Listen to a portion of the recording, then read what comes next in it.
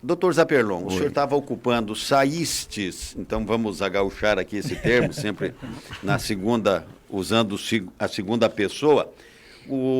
Vamos para a terceira. O senhor saiu da prefeitura, algum motivo alegado? O que houve? Não, doutor Nelson, na verdade, quando começou a pandemia, eu estava estou vinculado ao curso de medicina da Unila, trabalho no municipal, no COST, tem atuações como médico nos serviços, né, com os alunos, com os residentes. E quando iniciou a pandemia, lá em março, final de fevereiro, né, nós começamos a participar junto com o grupo, a prefeitura mobilizou o grupo de trabalho, a Secretaria de Saúde, o hospital, a direção, e começamos a participar deste movimento. Acho que uma ocasião comentei, inclusive, com o Nélio, eu não cheguei a ocupar cargo, não tive nomeação, não tive nada, não tive remuneração pelo trabalho específico na Covid, a gente continua atendendo os pacientes normalmente, né? Mas a contribuição era técnica, era voluntária, era nos comitês. Acabou ficando um título de diretor médico da Covid, mas foi um título que nasceu aí do pessoal, porque você vai ficando uma referência, vai conversando sobre os assuntos e vai mobilizando. Nós tivemos foi uma experiência muito bonita.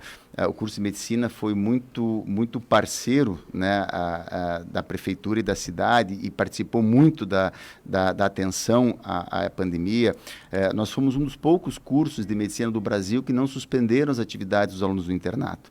Os alunos do internato são os alunos do 5º e 6º ano, e que trabalham já nos serviços, na linha de frente, né? E nós entendemos que não havia sentido, são profissionais que estão se formando dali a 1 ano, dali a 2 anos, 1 ano e meio ano, serem retirados do serviço em função né, uma vez que a prefeitura precisava, o hospital precisava, disponibilizou a eles recursos de equipamentos de proteção individual, e eles deram contribuições importantes. Depois o próprio governo federal, acho que lançou o Brasil Conta Comigo, a prefeitura lançou programas, e esses alunos participaram de barreiras sanitárias naquele momento, participaram do serviço de central telefônica, de teleatendimento. A telemedicina foi um processo que uma docente nossa lá, a professora Flávia, junto com o pessoal da tecnologia de informação, colocou para funcionar no município. Então, foi uma ação muito importante, conjunto de todas as frentes que responderam, né, a esse chamado. E aí eu fiquei um tempo, acabei ficando um pouco referência em relação a algumas coisas, mas é como se fosse um título pro bono aí né? E depois de agosto eu deixei essas questões específicas da Covid, né? E continuei com as minhas atividades normais, com o ensino, ainda trabalho em setores da Covid do hospital, ainda a gente passa a visita, discute algumas rotinas, né? Eu continuo lendo, estudando sobre a questão, as questões relacionadas a isso, porque eu acho que essa pandemia, pelo impacto nacional e internacional, na verdade, que ela causou, ela trouxe grandes questões para a ciência, para a medicina, para o avanço, não só na questão, vamos dizer assim, natural da ciência biológica, natural, de vacinas, ou de anticorpos, ou de infecções, ou de vírus, mas também reflexões sobre o papel de cada um na sociedade, das redes sociais, das responsabilidades, de como lidar com o conhecimento, né? Da angústia que isso nos gerou de estar diante de uma situação potencialmente perigosa e simplesmente nos depararmos com um não ter o que fazer para prevenir. Por exemplo, a gente via muito essa angústia, né? Eu estou com Covid, mas o que eu faço? Olha, espera. Não, mas eu vou ficar... A gente hoje criou um entendimento que nós nos desenvolvemos tanto do ponto de vista científico e tecnológico, que parece que tivemos dificuldade em aceitar limites. Não tínhamos o que fazer, né? Tínhamos que tomar sintomáticos e aguardar a evolução da doença, né? É uma doença que tem se mostrado como uma roleta russa. Nós vemos pacientes, às vezes jovens, evoluindo de forma mais grave, pacientes mais idosos que evoluem bem. Tem uma série, são multifatores e muito complexos a interação desses fatores, então é difícil de identificar exatamente. A gente tem perfis de adoecimento, alguns estabelecidos, né, para pacientes com doenças que são condições mais inflamatórias, né, pacientes diabéticos, pacientes que têm obesidade, pacientes asmáticos, mas assim, ainda assim nós vemos pacientes obesos que evoluem bem, a gente vê pacientes magros que evoluem com mais dificuldade.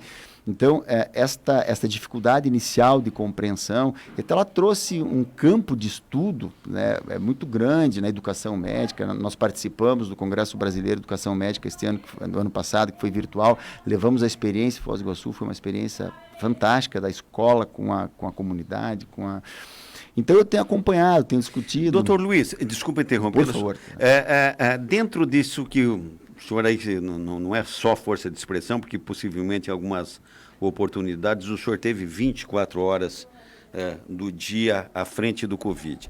O que o senhor, como médico, pode dizer, como cidadão, como médico, diante de tanta ilação, de tanta especulação, ora alguém indicando uma profilaxia, ora alguém indicando um tratamento durante o período ali que a pessoa está infectada, o que dá para dizer assim, isso é mais mito, isso aqui é mais verdade, o que dá para a gente tirar disso? Olha, doutor Nelson, o que nós temos visto, os estudos, as evidências têm mostrado, houve muita divisão, inclusive, na classe médica, né, e nós defendemos durante todo o transcorrer desse momento de que, olha, é preciso reconhecer que não há nenhuma evidência comprovada de que os tratamentos profiláticos, o uso da ivermectina, naquele tempo a hidroxicloroquina ou outras possibilidades, tenham trazido redução de casos graves. Né? E, de fato, os estudos que foram avançando e foram sendo conclusivos, porque existe toda uma metodologia para eu afirmar que aquilo efetivamente funciona, demonstraram isso. Não existe tratamento na fase vamos dizer assim, pré-hospitalar para isso. O que acontece é que a imensa maioria das pessoas vão evoluir bem. Então, você tomando água de coco, hidroxicloroquina, ou você vai evoluir bem. A maioria das pessoas vão evoluir bem. E aí as pessoas faziam essa relação, né? Há muitos médicos com a sua experiência particular. Mas, de outro lado, do mesmo jeito que nós entendíamos que não havia demonstração de benefício ainda, ou seja, não há demonstração de benefício. O fato de não haver demonstração de benefício não significa que não possa haver benefício. Ele vai existir depois que ele for demonstrado. Então, médicos que desejassem lançar mão do tratamento, desde que esclarecendo aos seus pacientes os riscos e benefícios do tratamento, aquilo que se tem de fato, eles têm a liberdade de prescrever. Não achávamos que deveriam ser condutas adotadas do ponto de vista de estratégia de saúde pública, porque para adotar uma conduta do ponto de vista de estratégia de saúde pública é preciso que ela tenha comprovação, porque implica em custos, implica em uso massivo de situações. Então, nós vimos municípios que não adotaram, municípios que adotaram, e, via de regra, os resultados foram iguais. Nós vemos pacientes nos dois serviços, no Hospital Municipal e no Hospital Costa Cavalcante, que foram as duas referências para o tratamento da Covid em Foz do Iguaçu, são as duas referências. Nós vemos pacientes que estavam tomando hidroxicloroquina, ivermectina, e que internaram com quadros graves de Covid, né? Então, e hoje os estudos já... essa é uma discussão que quase que não acontece muito mais fora do nosso âmbito, acho que nacional, e aqui no Brasil também já está bastante enfraquecida, né? Não há prevenção. Infelizmente, não há.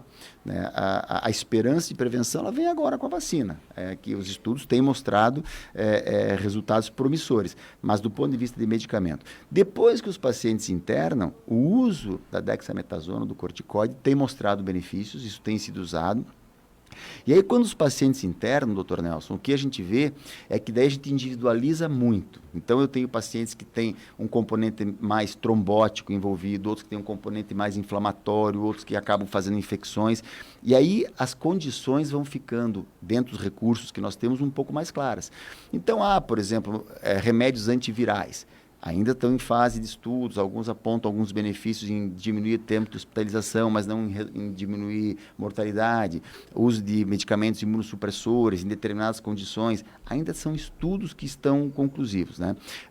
O que a gente tem observado, e quando a gente vê documentos das sociedades de especialidade nacionais e internacionais, é que nós precisamos de um bom sistema de suporte. Essas pessoas que vão precisar de tratamento intensivo, elas precisam ter um bom atendimento precoce, rápido, do ponto de vista de acesso ao serviço de saúde, leito, um respirador, um bom respirador, manejo dos seus parâmetros.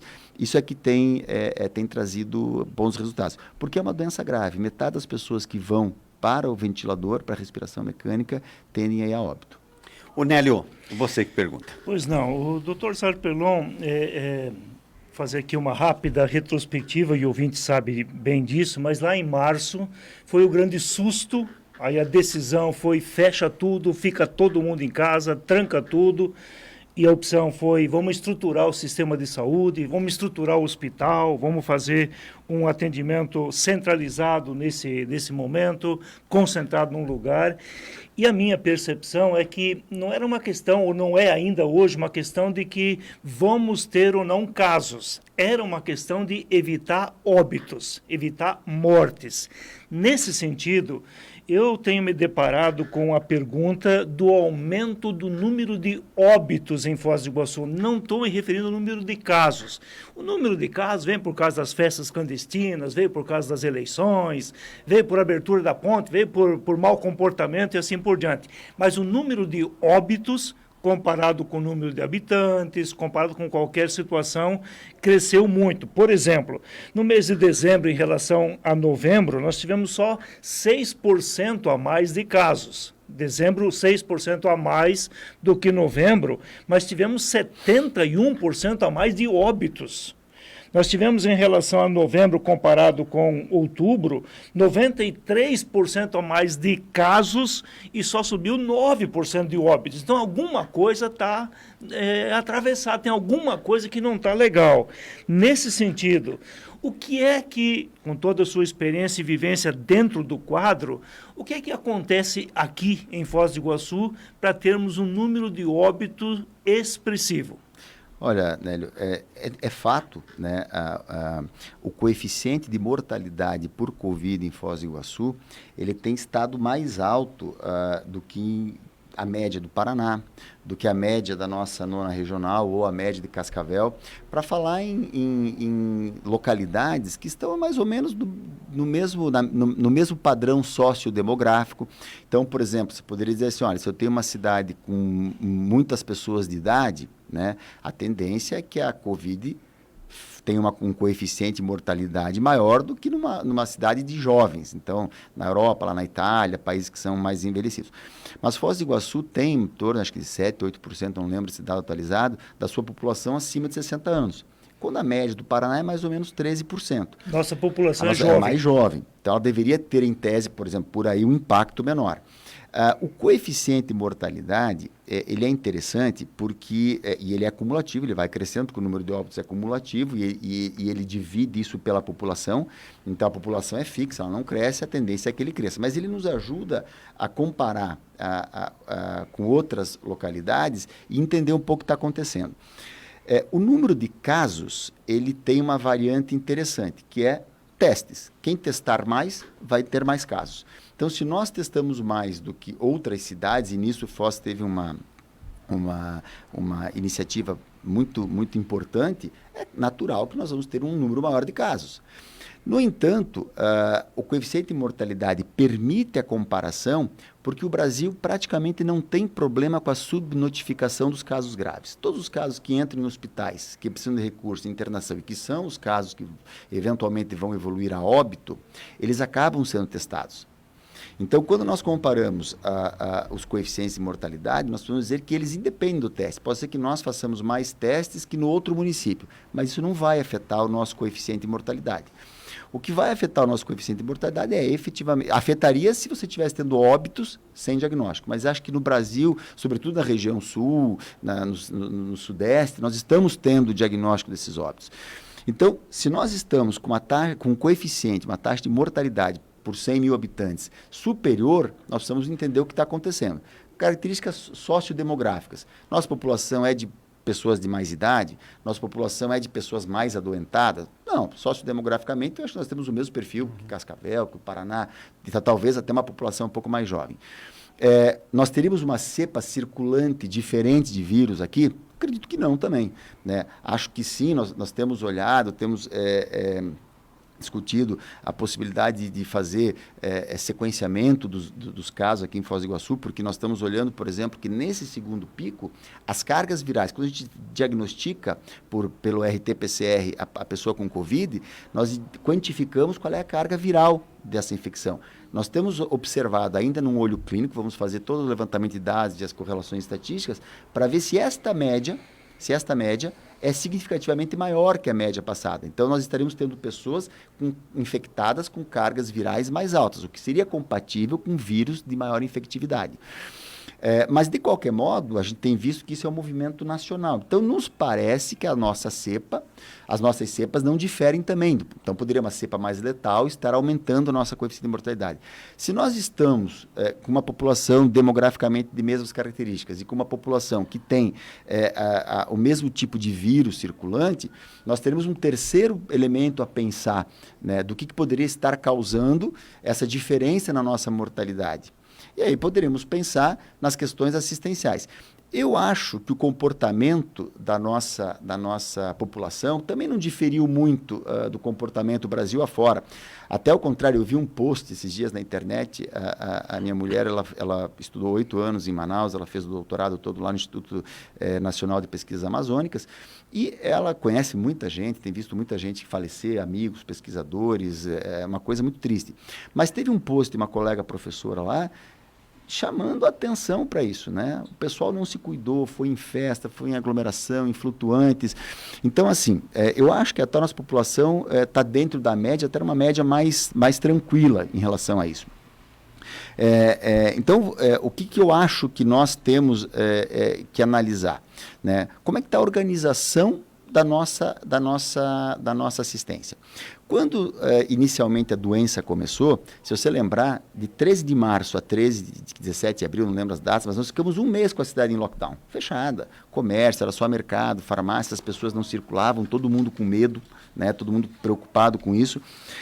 E aí, a ideia de você fazer uma centralização do atendimento, de você dizer o seguinte, olha, eu vou atender essas pessoas numa unidade específica de triagem, onde eu vou tentar resolver por telefone para as pessoas se locomoverem o mínimo possível, né? Havia um momento naquela época, se você rememorar aquela época, os EPIs eram difíceis, havia estouro de preço de EPI, dificuldades de compra, dificuldades de entrega, não havia máscaras disponíveis em quantidade, aventais.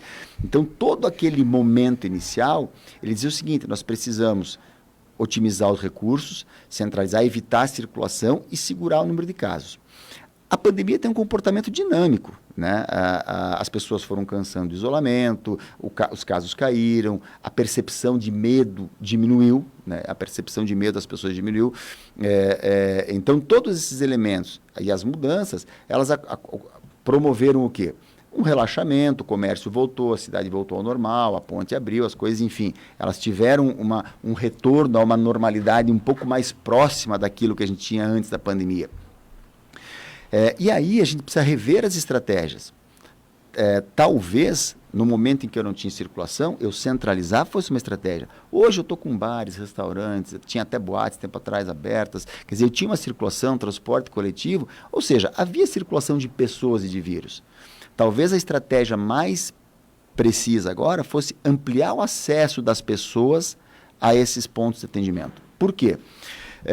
Porque quando eu centralizo, eu crio uma dificuldade. A maioria dos casos ela é benigna. Eu estou em casa, levantei com um pouco de dor de cabeça e perdi o olfato. Será que é Covid? Será que não é? Em 10 horas melhorou? Acho que não é. Não vou lá naquele lugar no centro, vou pegar uma fila, vou coletar o exame. Muitas pessoas têm colocado que elas têm medo de ir ao serviço, porque, de fato, esse medo das pessoas ele é pertinente. Né? Evite ir a um serviço necessariamente, que você corre o risco de se infectar no serviço. Né? Então, as pessoas evitam. E aí, essa pessoa teve um quadro de Covid e não fez o diagnóstico. Não ficou em isolamento, acabou circulando, acabou. Se ela tem a possibilidade de, numa proximidade mais perto da sua casa, descentralizada, fazer esta coleta, o que significa? Eu diagnostico os casos no intervalo de tempo mais próximo entre o início dos sintomas e o diagnóstico. Então, se o início dos sintomas é no segundo dia e o diagnóstico no terceiro, eu ganho 7 dias, pelo menos, que a pessoa estaria transmitindo com a pessoa isolada. E tem estrutura para isso, doutor? Olha, doutor Nelson, eu acredito que sim. Né? Agora, eu não tenho acompanhado de perto, acho que isso é uma discussão que perpassa o quadro técnico da secretaria. Porque eu, como leigo, eu dou nota 10 por isso que o senhor está dizendo, mas também sempre analiso aquilo que dizem os prefeitos, os governadores. Olha, nós até temos espaço físico, mas não tem gente para atender, e não está preparada, não tem o equipamento necessário. Porque, veja, os cadernos aí de atenção do Ministério da Saúde, preconiza OPAs, inclusive, que esteve visitando o município, a experiência do município. Eles dizem que a atenção básica tem que ser a linha de frente para o enfrentamento à Covid. Então, e claro, você pode criar 2 espaços na atenção básica, olha, esse aqui eu vou atender esses suspeitos, esse aqui eu vou atender meus programas normais, por exemplo. Né? E aí estão falando de posto de saúde. De posto de saúde, da própria UPA, de reorganizar fluxos assistenciais, das pessoas chegarem, serem atendidas, né? Diagnosticarem. Hoje, quando a gente olha alguns dados que a própria a Secretaria Municipal de Saúde do Setor de Vigilância tem produzido dados muito interessantes. É uma das cidades que mais nos orgulha de ver os dados que eles estão produzindo na Covid. Né? São dados muito ricos e muito importantes. O tempo que nós estamos tendo entre início de sintomas e diagnóstico e confirmação está um pouco alargado. Diminuir este tempo, ele ajudaria para e eu vou falar só das medidas que eu acho relacionadas à questão médico-assistencial, não vou me deter a questões de isolamento, de comércio. Acho que se eu detecto mais precocemente, eu garanto isolamento. A motivação para você ficar isolado, sabendo que você está positivo para a Covid, é muito maior do que você ter tido uma dor nas costas, um mal-estar de 2 dias, hoje você está sentindo 100% bem. Então, esse era um aspecto. E o segundo, a partir do momento que você identifica precocemente esses casos, e aí eu acho que a gente começa a impactar efetivamente no resultado de mortalidade, a partir do momento que eu identifico esses casos mais precocemente, eu posso estratificar quais são a minha população de risco. Então, vou dar um exemplo. Estava dando uma olhada rápida aqui em alguns números do município. Se você olhar lá, em termos de incidência, de número de pessoas que positivam para a Covid, 75% delas têm até 49 anos. Então, 3/4 das pessoas que testam positivo para a Covid em Foz têm até 49 anos. 25% delas têm 50 anos ou mais. Se nós fôssemos só usar o critério de faixa etária. E, especificamente, eu acho que a vigilância tem esses dados dessa distribuição por hipertensos, por diabéticos, por essas condições de risco. Se você pegar hoje, quer ver, eu tirei o dado do boletim do dia 19, foi o último boletim que eu vi. Quer ver, olha, hoje, no dia 19, Foz do Iguaçu tinha 404 pessoas em isolamento domiciliar. 25% disso são 100 pessoas. 100 pessoas que poderiam ser monitoradas em casa, certo? Do ponto de vista de vigilância clínica. Nós temos visto pacientes que têm chego muito grave ao hospital. Esses pacientes eles têm chego ao hospital já em 12 horas eles são entubados. Pacientes que já chegam com o SAMU já busca e já entuba. Então nós temos, as pessoas têm chego ao serviço assistencial em condições graves. E isso ele é importante por quê? Porque se eu consigo abordar essa pessoa no momento anterior, o uso da dexametasona, o fornecimento de oxigênio, ele ajuda a segurar uma cascata de eventos inflamatórios que depois é prejudicial. Então, por exemplo, se essas pessoas conseguem ser, o que a gente tem visto, também tem relatos, o pessoal tem discutido muito, é que a Covid faz uma isquemia silenciosa. As pessoas vão baixando a oxigenação do sangue, mas elas não sentem nada. Quando elas começam a sentir um cansaço, elas já estão com mais comprometimento pulmonar, uma queda na oxigenação do sangue. Então, por exemplo, e aí eu não quero, vou só me permitir, como nós temos uma conversa, quase que uma tempestade cerebral, mas assim, por exemplo, imagine se eu tenho, sei lá, 100 pessoas espalhadas na cidade, que estão com diagnóstico de Covid, que eu vou acompanhar, porque, olha, eu sei na minha unidade de saúde quem é hipertenso, quem já teve um derrame, quem tem enfisema porque fumou, que são pessoas que têm um risco de agravamento pior. E essas pessoas recebem uma visita diária de alguém da equipe, uma máscara 95, um face shield, põe um oxímetro no seu dedo. Ah, está aqui 96, está ótimo. Opa, 92. Essa pessoa talvez a gente deva levar precocemente para o atendimento. Deixa eu aproveitar e colocar aqui a opinião de ouvinte, mas de autoridade. O Dr. Luiz Marcelo Mafra, aqui do Ministério Público, mandando aqui pelo Facebook a seguinte afirmação. Segundo ele, as autoridades de saúde do município de Foz do Iguaçu precisam ter a coragem de descentralizar o atendimento da Covid-19. Opinião do promotor que cuida dessa área de saúde. Eu volto a dizer que quem sou eu na hora do dia e sempre fiz como regra de comportamento aqui, dizer o seguinte, o senhor não é médico, eu falando para mim, o senhor não é médico, então não te meta a querer receitar e dar muita receita para tudo e entrar nessa onda, aí eu sou a favor disso, sou a favor daquilo, mas enxergando e não é a primeira vez que eu ouço isso, e está aí o doutor Mafra, que tem acompanhado, que tem se debruçado diuturnamente nessa questão de saúde municipal. Eu concordo. Por isso que eu repergunto novamente, a questão de estrutura, ela é muito difícil de ser organizada, levando em condição o número dos postos que nós temos aí, doutor Zaperlon? Olha, doutor Nelson, me parece que não. Assim, hoje a gente já tem acesso à compra de EPIs, o hospital municipal tem funcionado lá com os EPIs, quer dizer, e à medida em que a gente descentraliza também, você diminui a procura pelo hospital municipal. Então, se a gente for olhar do ponto de vista de recursos orçamentários, né? Está mais perto da minha casa, tem menos fila. Há um equilíbrio, né, que você pode, eu deixo de gastar lá mais. As unidades, por exemplo, do hospital municipal, algumas delas originalmente pensadas para a Covid, como a triagem Covid, elas não deveriam ter sido, elas às vezes acabam pela circunstância, né, funcionando como um pronto atendimento, mas elas não foram pensadas para um pronto atendimento. Elas foram pensadas para ser uma triagem, que é diferente de um pronto atendimento. Ela requer, tem requisitos diferentes.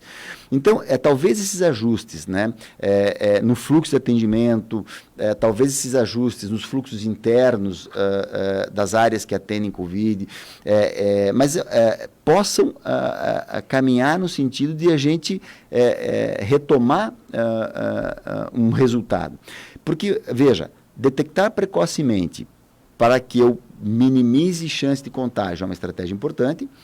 Ao detectar precocemente, eu consigo vigiar clinicamente a minha população de risco, né? Então, por exemplo, eu consigo vigiar a minha população com mais propriedade, porque eu tenho na mão, eu sei quem seriam 404 pessoas no dia 19 de janeiro que estavam em isolamento domiciliar. Essas pessoas eu preciso observar.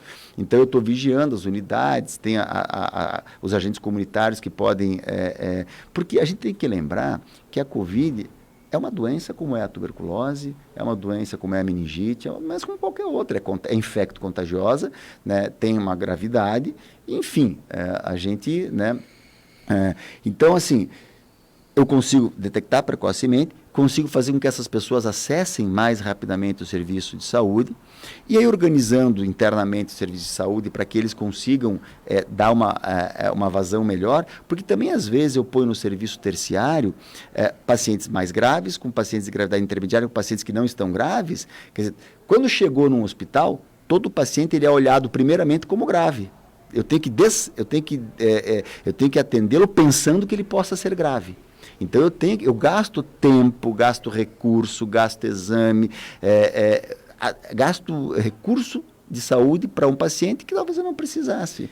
Me diz uma coisa, doutor Zaperlon, isso aqui deu pano para manga, e com certeza o senhor tem conhecimento, de um médico aqui de Foz do Iguaçu, né, dizendo que ele é cardiologista, e o que me chamou a atenção? Eu não quis entrar na cloroquina, enfim, na ivermectina, para dizer que ele tem razão ou não, mas o que me chamou a atenção dele dizer o seguinte, do comportamento dele, do olhar clínico dele enquanto médico, de dizer o seguinte: qualquer paciente meu que eu atendo, que chega até mim apresentando minimamente os sintomas, né, que são característicos de quem está com Covid, não precisa ter todos, né, somados juntos ali, mas uma forte dor de cabeça, coriza, ardência no olho, como diz o senhor, dores no corpo, né, não precisa ter todos esses. Ele diz o seguinte: para mim tem Covid, e eu já começo a tratar como tal, para depois aguardar 48 horas o resultado.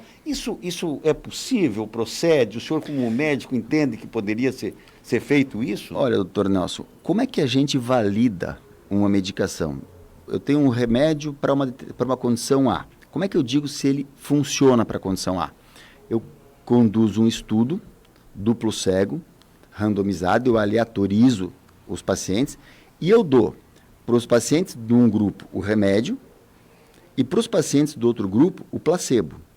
No entanto, os pacientes não sabem se estão tomando remédio ou placebo. Os médicos não sabem se estão dando remédio ou placebo. Por quê? Porque o placebo gera, sim, um efeito. 30%. As pessoas, quando prescrevem uma medicação com efeito, é o efeito placebo. Então, na prática individual de consultório, né, o médico convencido da eficácia da medida que ele está tomando, o paciente convencido da eficácia do medicamento que toma, isso gera um efeito positivo. Mas para eu dizer que aquilo é efetivamente atribuível à substância química que eu estou testando, eu precisaria compará-la com nada. E nesses casos, o médico está dando para todos, ele não está comparando com nada. Então, assim, quando a gente observa e interna inúmeros pacientes que estavam tomando ivermectina, azitromicina, que estavam tomando vitamina D, zinco, a gente interna todos os dias. Aí dizia, como é que ficam esses que estavam tomando? Aí não, é que não começou a tomar no começo, né? É que não começou a tomar. Veja, a doença tem fase, a replicação viral, a resposta inflamatória, e essas fases não são lineares e não são iguais para todas as pessoas.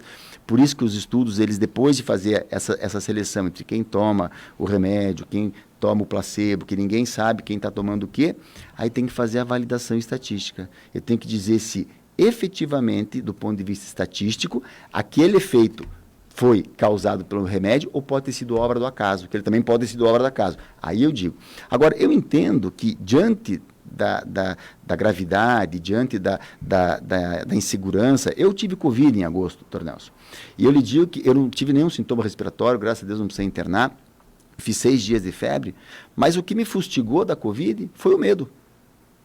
Foi o medo. Eu sabia que a gente do 6º, 7º ao 14º dia, é o tempo que a gente vê que os pacientes pioram rapidamente. Encontrei ontem um colega médico nosso lá do Hospital Municipal, ecocardiografista, que foi internado no Costa. Ele falou assim, Cesar Pelon, em 12 horas, ele estava perto de ir para o tubo.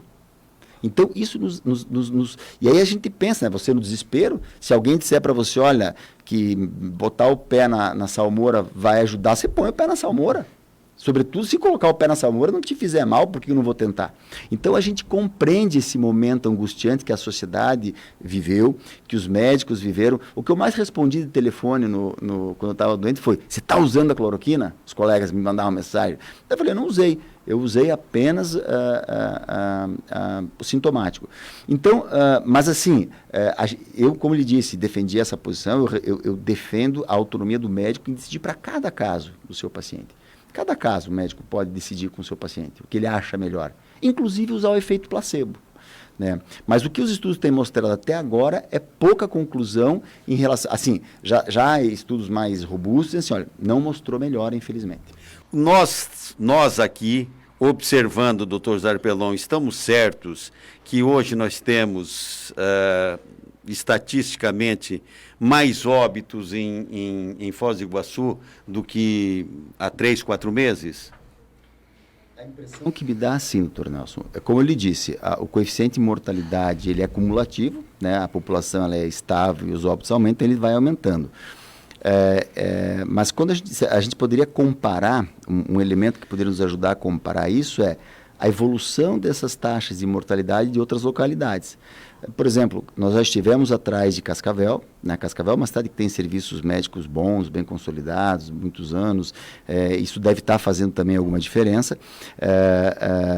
em termos de experiência, mas, por exemplo, nós já tivemos atrás de Cascavel, né? E aí teria que olhar com os momentos epidemiológicos, já tivemos igual e já passamos Cascavel, né? Então, hoje, por exemplo, Foz tem uma taxa de 123 do dia 19, eu calculei rapidamente, né, e aí precisa ver porque essa variável vai impactar na população. Então, às vezes a pessoa usa IBGE 2020, projeção, IBGE 2019, censo 2010, mas basicamente Foz estava com 123, Cascavel 76. Né? E aí está corrigido pela população. Está 123 dos 76 em relação a quê? Não, eu digo, Foz tem 123 óbitos por 100 mil habitantes. Cascavel, 76,2 óbitos por 100 mil habitantes. Né? Então, corrigido pela população, nós temos absolutamente mais óbitos do que Cascavel. Claro, fosse, por exemplo... e aí tem um detalhe, a 9ª Regional de Saúde, esse é um detalhe... que a gente precisa pensar. Obviamente que cidades menores, elas terão menos casos, mas, embora tenham menos casos, né? Nós temos aí uma média de uns 150 mil habitantes, tirando Foz do Iguaçu, dos municípios que compõem a nona regional e que se socorrem aqui com Foz do Iguaçu. Eles estão com 77,2 por 100 mil. Né? Uma coisa que poderia explicar isso, e a gente até conversou numa reunião com a Vigilância Epidemiológica, é se talvez não tivéssemos pessoas que não são de Foz dando o endereço de Foz. Estamos atendendo paraguaios que dão endereço de Foz, mas não são daqui. Aí isso bagunçaria esse número. Mas pelo que a gente levantou da informação da própria vigilância, em umas reuniões, não. A vigilância tem feito um trabalho de identificar, estudar óbito por óbito, fazer a correlação Pois é, mas vem cá, doutor Zaperlon, vem cá, tia, como diz os gaúchos. Num caso como esse, eu particularmente, estando lá seja ocupando o cargo que fosse lá no hospital, o mais singelo que fosse, não é de se ter a curiosidade de dizer o seguinte: escuta, por que vocês aí estão dizendo que morre 70 a cada 100 e por que nós morremos 100 a cada X? Por que está morrendo menos? Vocês estão registrando? Vocês estão dando um outro diagnóstico? Que tipo de tratamento vocês estão fazendo? Como é que vocês estão contando isso? Isso não é um pouco de vaidade de não fazer isso? O que é? Olha, doutora, como diz o senhor fez uma explicação. Nós estamos aqui a 100 quilômetros, 140 quilômetros de Foz do Iguaçu, e não me parece que tenha uma população tão diferente lá do que aqui, que o jovem lá tem uma característica diferente do nosso, que o nosso idoso tem uma característica diferente dos deles. Nós podemos dizer assim, cidade um pouco mais alta, que venta um pouco mais, e talvez um pouco mais fresco que Foz do Iguaçu, mas duvido que isso impactaria em termos de pandemia. Né? Duvido que isso impactaria em termos de pandemia. Mas tem gente não. O ministro da Saúde disse que a situação do Amazonas tem a ver com o tempo agora. Com as chuvas e ventos da época. Não. Em Manaus chove todo dia desde que inventaram Manaus. Tá, então vamos... Pois é, então nessas coisas, voltando aqui para a nossa paróquia, doutor Zaperlon, eu não quero criticar, mas eu digo o seguinte, mas espera aí, tem uma coisa errada. Tem um número, e não é um número insignificante. Não, Nelson, você está me trazendo aqui 1.000, lá foi 999. Claro, daí não tem diferença alguma, né, a ser considerado. Mas quando a gente observa no decorrer do tempo, olha, lá está morrendo menos gente. O que é? É o atendimento, é o medicamento, é o local onde ele está internado, é o recurso mecânico, que é melhor do que aqueles que nós temos, que também não me parece que sejam melhores, não sei. Olha, doutora, o senhor está absolutamente correto, até porque se eu lido com o mesmo problema e outra prefeitura, outra secretaria, outro hospital lida com o mesmo problema e tem um resultado melhor, é natural, eu vou querer copiar, assim como se eu tivesse o resultado melhor, estaria franqueando, porque nós estamos falando em termos de interesse público, de vidas. Né? Do ponto de vista geral, eu acho que a cidade de Foz do Iguaçu respondeu muito bem do ponto de vista dos investimentos. Né? Eu não tenho vinculações nem políticas e nem cargo, nem nada, mas eu acho que essa ressalva a gente precisa fazer. O prefeito Chico Brasileiro, ele não poupou esforços do ponto de vista de prover os recursos necessários que foram demandados a ele para fazer o atendimento, né? Equipamentos, o hospital adquiriu camas, equipamentos, tem EPI no hospital, a estrutura, as escalas que lhe pediram de profissionais foram abertas, de recursos humanos. Então, todas essas questões a prefeitura atendeu, proveu. Isso, nós precisamos analisar o que está acontecendo, o que nós podemos melhorar, rever a estratégia de descentralização, né, que eu acho que o Dr. Mafra coloca de forma muito correta, né, precisa rever, né, entender que essas condições são absolutamente dinâmicas, né, e que elas vão, por exemplo, nós estamos, como eu falei um pouquinho antes, né, a gente conversou ontem com o pessoal do Laboratório de Biologia Molecular, nós estamos tendo cargas virais mais elevadas nessa segunda leva, ou seja, nós estamos botando a esperança na vacina, estamos imaginando que vai haver vacina para todo mundo e que talvez o segundo semestre adentre numa nova perspectiva. Mas nós também temos que pensar com a possibilidade de que não, né, de que não tenha vacina, ou de que a vacina não seja eficaz, totalmente eficaz, ou de que surjam novas variantes, e que a gente vai precisar continuar a lidar com isto por mais algum tempo, né? E aí sim, aí o senhor está coberto de razão. Precisamos olhar o que a cada dia, a cada instante, o que está sendo feito, o que a gente pode melhorar, o que pode reorganizar, né? Olhar os dados, tirar as lições que esses dados podem nos dar e ir corrigindo as rotas. Né? Mas eventualmente, por que não se faz isso? Não tem um comitê? Quer dizer, não é um grupo de pessoas que toma decisões ou está muito centralizado em alguém que impede essas ações? Olha, Nélio, eu não sei, eu ainda tenho participado de um grupo técnico da Secretaria, da Prefeitura, que tem reunido, agora houve essa mudança também, né, de comando, de gestão, que é um novo momento, isso dá um certo final de ano, dá um certo hiato aí, mas isso vinha de alguma forma sendo discutido até o final do ano passado. Do hospital eu não tenho mais participado dos grupos e comitês, eu não sei como anda essa questão internamente. Agora, deixa eu fazer uma pergunta para o senhor aí que me chamou, eu até comentei aqui antes de começar o programa. É o seguinte, a Inglaterra, que tem em torno de 70 milhões de moradores lá, já está aí há 2, 3 semanas vacinando. Ontem teve um número de quase 2 mil mortos. Foram registrados quase 2 mil, em torno de 1.800, 1.800 e alguma coisa.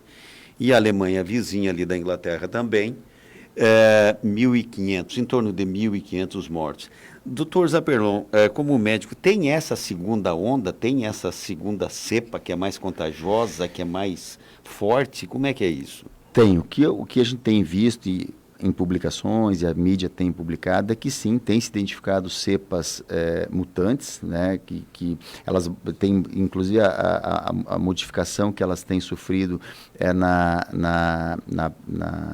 parte que faz a penetração do vírus no organismo. Então, parece que isso tem dado maior infectividade, maior capacidade de infectar, de transmitir a doença. Não se tem ainda elementos para se dizer que essas infecções sejam mais graves. Obviamente que quando aumenta o número de casos, proporcionalmente vai se aumentar o número de óbitos, né? Porque se a gente imaginar lá que 5% agravam, né? Se de cada dois pacientes que vão para a ventilação mecânica, um vai ter um desfecho desfavorável, vai falecer, naturalmente que se aumentar esse número, ele aumenta em cadeia.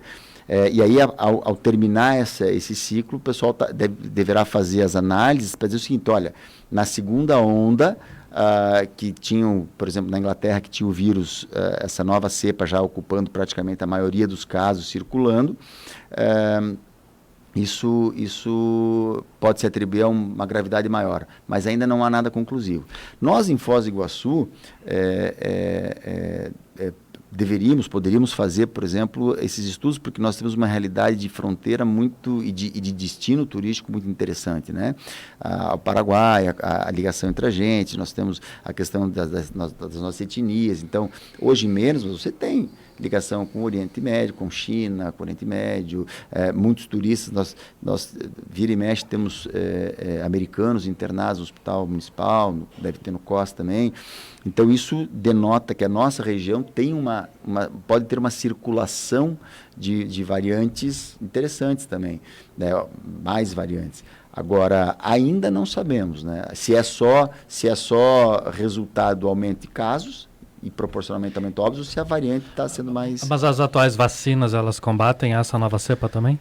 É isso que eu ia perguntar. Porque senão eu estou sendo medroso perdido, o suficiente para dizer que a cada ano, a cada período, sei lá, semestral ou anual ou sei lá o quê? A princípio, as opiniões, e esse é um detalhe, né, da pandemia, Dante, a gente a gente tem mais incertezas e dúvidas do que certezas.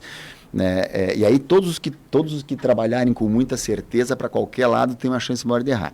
O que os especialistas têm dito é de que ela ela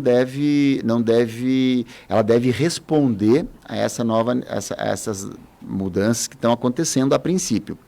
Né? A vacina do Butantan, e aí eu vou entrar numa seara que não é muito minha praia, a vacina pegou o vírus inativado. Então, as mutações, elas acontecem em pequenas partes do vírus, né? No corpo do vírus, pequenas partes. A maioria continua igual. Então, teoricamente, a gente recebe a vacina do vírus inativado, tem todas as proteínas do vírus que sensibilizam, que quando um vírus, mesmo com uma mutação em uma determinada parte, ele entra, a outra parte, ela preserva as características e você estará imunizado. As vacinas novas de RNA mensageiro, da Oxford, acho que da Moderna, elas trabalham um pouco mais algumas delas são feitas com base nessa proteína spike, mas assim, a princípio eu acho que não... eu também quero ser otimista, né? Eu acho que não vai comprometer, né? O tempo dirá. O José Carlos da Vila Yolanda, ele está dizendo o seguinte: meu filho fez o teste na segunda e ontem testou positivo. A gente foi fazer os testes também, disse que não tem sintomas de Covid e não precisava fazer o teste de Covid. Olha, José Carlos, eu penso que, imagino eu, ser uma imprudência de quem está dizendo isso para o senhor, porque se o senhor estava convivendo com o seu filho deu teste positivo, Ele pode fazer. né, eu acho que ele haveria de fazer, ele com quem convive. Eu acho que estou certo, né, doutor Zapelon? Essa é uma questão bem complexa, doutor Nelson, porque o que a gente tem recomendado? Então, se no seu ambiente familiar alguém testou positivo, a recomendação da gente é que todos cumpram o isolamento. Né? Aí, mas eu vou ficar isolado sem saber se eu estou com Covid ou não? Por quê? Porque se o senhor testar entre o tempo que o senhor entra em contato com o vírus, a infecção e a manifestação dos sintomas, tem determinados espaços de tempo. Imagine que o filho testou, o senhor José Carlos testa amanhã. Testa o negativo. Mas ele já pode estar infectado, só que ainda não está tendo derramamento do vírus na orofaringe. O teste do RT-PCR é aquele cotonete que ele capta material da orofaringe, da nasofaringe, e depois vai lá na maquininha para ver se tinha o vírus lá. Ele tem uma sensibilidade, dependendo do tempo que você coleta, a gente considera ótima, né, a janela melhor de coleta, entre 3 e 7 dias. Depois de 7 dias, ele começa a dar mais resultados negativos. A gente tem pacientes que chegam, por exemplo, com muita dispneia, com no 8º, 10º dia do sintoma, coleta deu negativo. A gente mantém ele isolado. Por quê? Porque ele piora. Quando ele intuba, a gente coleta lá de dentro da árvore respiratória. Aí o resultado sai positivo. Pois é, mas num caso como esse aqui, o leigo, num caso como esse, não era para dizer o seguinte: seu José Carlos, vamos testar o senhor também. E se der negativo, o senhor vai voltar daqui 4 dias, 5 dias, para fazer um teste novamente. Uma possibilidade para o senhor José Carlos talvez fosse assim: olha, o senhor vai ter que ficar isolado, porque o negativo não lhe tira do isolamento. Qualquer sinal de sintoma, a gente testa. Até porque, por exemplo, todos os pacientes, quando a gente testa eles, além do isolamento, uma questão importante é a vigilância clínica desses pacientes. Então, talvez isso fosse uma... E aí, por exemplo, numa perspectiva de descentralizar o atendimento, né, naquela região da Vila Yolanda, saberíamos que tem lá o filho do senhor José Carlos, que é positivo, estaria recebendo um acompanhamento da unidade, né? Tem uma pessoa de idade que mora na casa, então vamos... mas ela está assintomática, né? Então vamos criar as precauções de isolamento do filho lá com a pessoa de idade, mas ao menor sinal de sintoma, daí entra no processo de teste. Mas é desafiador, doutor Nelson. Claro que o que a gente tem visto na prática, é difícil a pessoa fazer o isolamento sem o diagnóstico. É difícil. Pois é. Eu acho que tinha que ser tirado o Nova Senhora, a Dona Maria do Centro. Ela quer fazer uma pergunta, ela está ao vivo conosco no telefone. Bom dia, Dona Maria. Bom dia. Bom dia. Diga lá, minha amiga. Queria te perguntar para o doutor Zabelon que se a vacina, essa Coronavac, pelo que eu vi os cientistas comentando, ela é feita com um pedacinho do vírus do Covid-19. E a outra, que são duas que são liberadas, se ela é feita com o vírus da gripe HN1. Por isso que você não pode tomar uma de uma marca e depois a segunda dose de outra, se isso daí é correto. Oi, Dona Maria, bom dia. Dona Maria, bom dia para a senhora, obrigado, viu? O doutor Zapelon vai responder. Diga, doutor Zapelon. Na verdade, as duas vacinas têm tecnologias diferentes, né? Uma é feita com uma parte da proteína do vírus, chamada RNA, e a outra é feita com o vírus inativado. O ideal é tomar a mesma vacina, porque elas geralmente são em 2 doses, para que o efeito delas, elas são testadas nessas 2 doses, elas mostraram eficiência, segurança, mostraram imunizar nesse esquema. Então é importante tomar essas 2 doses, mas não há diferenças em termos, há pequenas diferenças em termos de eficácia, de proteção, né, e de alguns cuidados, mas a princípio as 2 vacinas se mostram seguras, se mostram eficazes, e é importante que a senhora tome, por exemplo, a primeira dose de uma vacina e a segunda dose da mesma vacina, para que ela surta o efeito. Não há uma diferença importante do ponto de vista clínico entre uma e outra das vacinas, ou o fato de ela ter usado proteínas de outros vírus, às vezes com meios de produção da vacina. Doutor Zapelon, é uma curiosidade que eu tenho mesmo, e eu acho que muita gente tem. Por que tem que tomar 2 doses? O que é uma dose só e a outra? Qual é o comportamento dessa vacina, desse material? Veja, doutora, eu não tenho, como eu disse, não é muito lá a área que eu milito, essa área das vacinas. Mas existem vacinas que são uma dose só. Não, eu estava com vergonha de não saber por não ser médico. Mas, então, agora eu fiquei bem. Doutor, o senhor está muito bem. Na verdade, quando eles criam os protocolos, eles têm respostas imunitárias que aquele antígeno provoca nas pessoas, né? E aí eles vão estudando. O senhor viu até, acho que foi publicado na imprensa, um resultado que estava em análise contraditória, né? A aplicação da primeira dose com metade imunizava mais do que se aplicasse, porque eles vão testando, eles vão, a partir do momento em que ele tem, vamos dizer assim, o conceito de que, olha, eu vou vacinar nessa dose, com essa carga de antígeno, nessa via de vacinação, ele tem que botar em prática para testar. E aí, num dos braços lá que testaram metade da dose, eles observaram que a resposta foi mais expressiva dando meia dose inicialmente do que dando a dose inteira inicialmente. E aí, talvez eles tenham testado isso, eu não saberia dizer se estou certo, talvez tenham testado até pensando na possibilidade de, será que nós não produzimos um efeito de imunização usando metade da dose, dobramos a capacidade de vacinação, mas eu imagino que isso tenha relação com o tipo de antígeno, com a resposta imunitária que a pessoa dá, quer dizer, 20 dias que eles estão falando entre uma dose e outra, então sensibiliza o organismo e de repente uma nova sensibilidade para o organismo, não saberia lhe responder precisamente, mas acredito que seja pelas questões de testes que eles estão fazendo.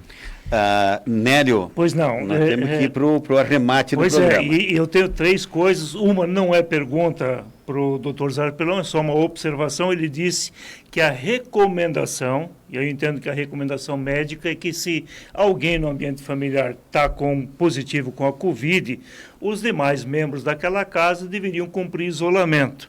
E aí a observação, o prefeito Chico Brasileiro está com a Covid e a sua esposa, que é secretária de saúde, está atendendo normalmente, não está em isolamento. Só uma observação. A segunda questão, o André Buriasco, que é presidente do Conselho Municipal de Saúde, está perguntando aqui o seguinte, se a inoperância da atenção básica no último ano pode ter relação com o índice grande de mortalidade na cidade. E eu engato, para depois, Arpelon, esse texto de WhatsApp que vazou por aí é seu? Que fez a denúncia de que haveria um atendimento não adequado em cirurgia no Hospital Municipal? Então, basicamente, a do André Buriasco, se a inoperância da atenção básica tem influência e se esse texto que está aí nas redes sociais é seu acusando o Hospital Municipal. Eu não tenho acompanhado, Nélio, a rotina, as atividades e as ações de atenção básica mais de perto, né? Eu sei que por uma situação de atendimento à Covid, esses atendimentos têm sido realizados mais de forma centralizada, tem a unidade Padre Ítalo, tem a unidade de saúde, a triagem do Hospital Municipal, então eu não sei como está esse movimento de atenção básica. Na verdade, o texto não foi uma denúncia, o texto é meu, né? Ele não foi uma denúncia, ele foi um desabafo num grupo específico do Hospital Municipal. Eu usei uma hipérbole um tanto forte lá, né, uma figura de linguagem que eu queria chamar a atenção mesmo, foi uma hipérbole que eu utilizei diante de uma indignação de um problema que estava gerando uma desassistência a um paciente, né? E que depois, felizmente, foi corrigida e o paciente, graças a Deus, está muito bem, né? Às vezes, infelizmente, a gente precisa dar um chacoalhão, porque não adianta o paciente ser prejudicado, morrer e depois de correr atrás. Por mais que a gente corra atrás, resolva, puna, o paciente não volta, né? Eu prefiro me desgastar e brigar para que o paciente...